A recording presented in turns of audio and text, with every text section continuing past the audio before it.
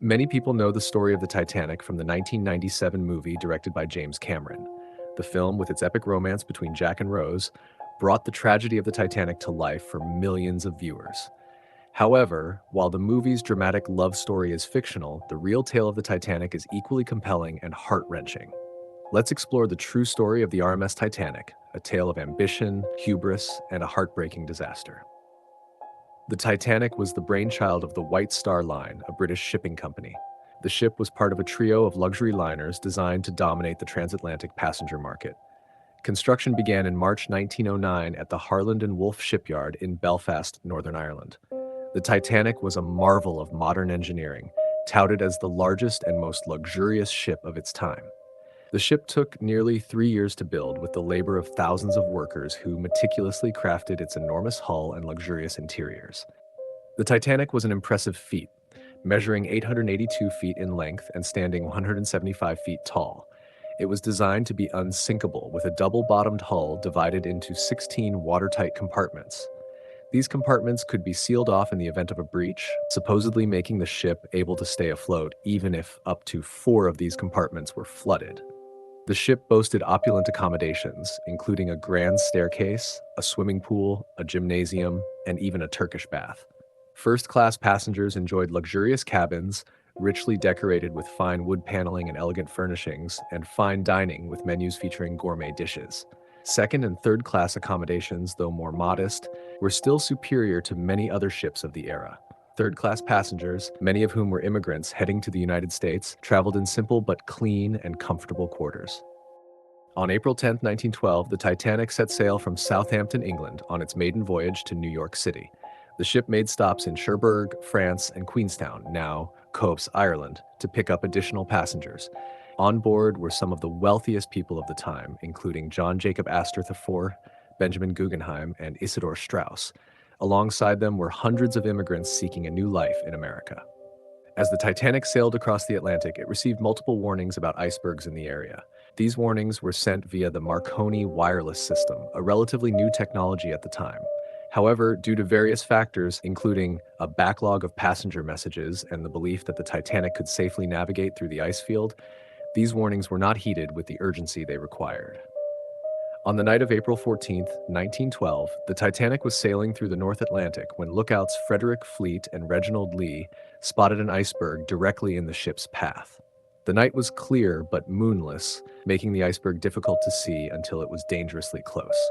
Despite attempts to maneuver around it, the Titanic struck the iceberg at 11:40 p.m.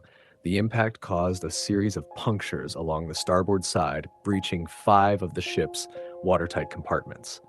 The collision was not initially perceived as catastrophic. Many passengers felt only a slight jolt or shudder.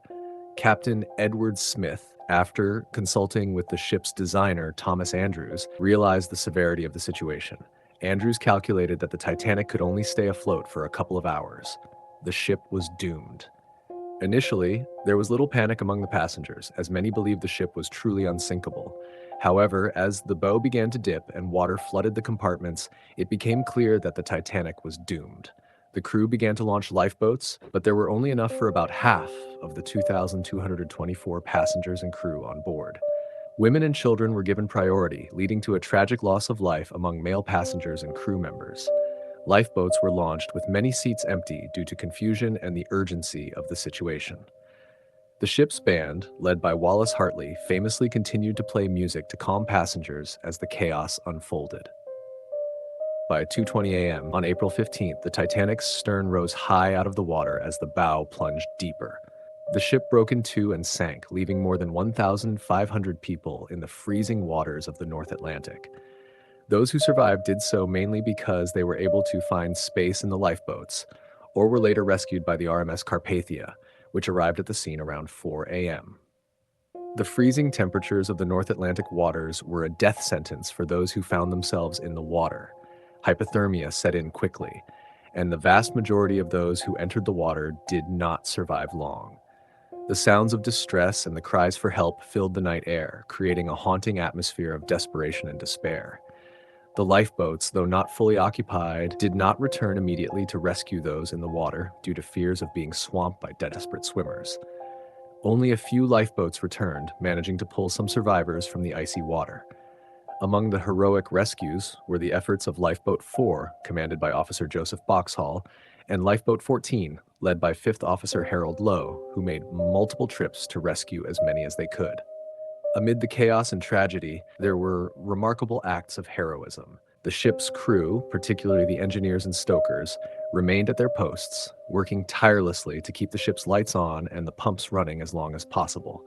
Their efforts delayed the sinking and bought precious time for many passengers to escape. Passengers, too, displayed extraordinary bravery.